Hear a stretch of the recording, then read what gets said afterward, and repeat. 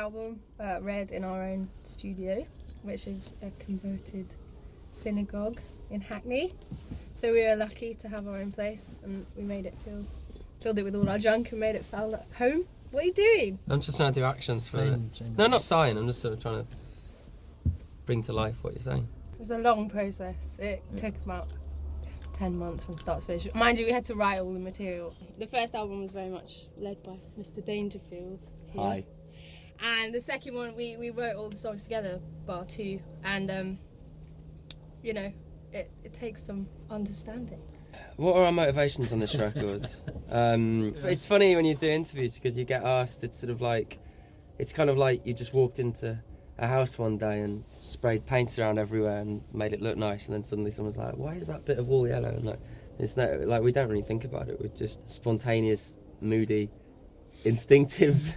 A lot of music in the last 10 years and so on has just been guitars, and we just love trying to make our own sounds up and using a lot of keyboards and things like that, and so it kind of seems like anything that uses keyboards gets compared to the 80s. We were definitely inspired by a lot of the sounds of certain modern music, like certain R&B and things like that, where you just hear them on the radio and they just sound amazing, they just sparkle, but then we still wanted to feel like it was us, so it was kind of like sort of being us but putting it through a bit of a sparkle machine. That's a homemade sparkle machine.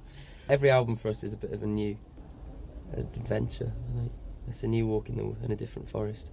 Oh, that was so pretentious. It's a new walk in a different forest. I was going to say new walk in the woods, but I thought that sounded a bit vague.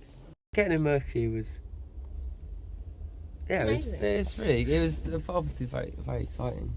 It was just a busy, a lot was going on at the time. It was found our manager, got signed, got put a record out, recorded at Air Studios, full orchestra, so much amazing stuff happened, just bang bang bang straight after each other. So at the time you're just in this whirlwind of, wow, this is all amazing, look, it's Coldplay, wow, all these famous people, and then you don't take it in. There was one night when we were nearing the end of touring that album, I was in a hotel room and I was doing a bit of a YouTube search for things we'd done, and it's really weird, you suddenly things like seeing us at the Reading Festival and there's loads of people, and it's you were literally I don't remember that. What was that?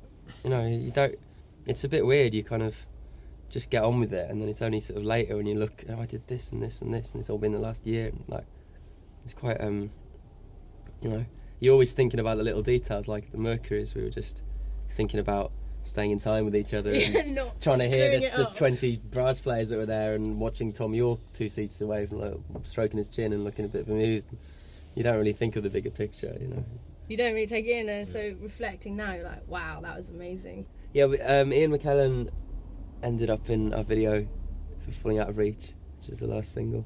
He has a nephew who's been into the band for a while, and we got to know Ian through that, and came and saw us live and stuff, and we sort of, I cheekily asked if we'd do something in a video someday, and he was like, yes, I'm doing Lear next year. It was 2008. So, and it happened. I couldn't quite believe it. First sight I had of him was getting to the video site and seeing him lying down on the pavement in the rain, being filmed.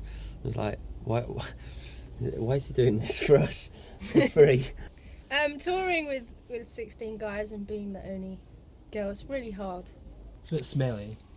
It smells. He's right? I always get the opposite end of these two on the bus. Greg, right, he sweats a lot, obviously, because he's a drummer, and his top's dripping. He's got this one shirt, his lucky shirt. He does wear basically one. And he hung it right by my bed every night, and I kept moving it to the back of the bus, and he kept moving it to the front. Best thing with Greg, he finds it hilarious. It dries. Greg literally takes on tour. He's got, this isn't an exaggeration, he's got 4 tops with him, but they're basically 2 pairs of identical tops. And he's got this white and blue stripy top, and there was one gig when he took off his white and blue stripy top and put on another one, and we were like, what are you doing? He's like, that's my stage top, can't you see? It looks exactly the same. We're doing a few festivals this summer, yeah. Hop on the Farm. Hop on the Farm. Neil Young's headlining. Should be exciting. REM, we're playing that with Rem. Oh, yeah. We're supporting In August. REM and stadiums, which is going to be scary. Would Michael Stipe kick us off the tour if I went up to him and told him I was a really big fan of Rem? Yeah, probably. That's probably not the coolest thing to do. Yeah. What other festival are we doing? Are we doing Reading? No. No. V. Not cool enough. We're doing V. Doing V. Yeah. What's that one in Scotland? W. Connect. Connect. Connect. Oh, it's- And we're doing Festival. Latitude as well. Latitude. Actually, yeah, Latitude, I think we're going to be doing a live soundtrack to Eraserhead with David Lynch as well. It's quite cool. I don't know what the highlight of this year is going to be because it's not over yet, but if REM goes well, I think that's going to be pretty cool. We've played some strange places, but this is good. We like Yeah, this. comfortable. It'd be better if we could keep the van.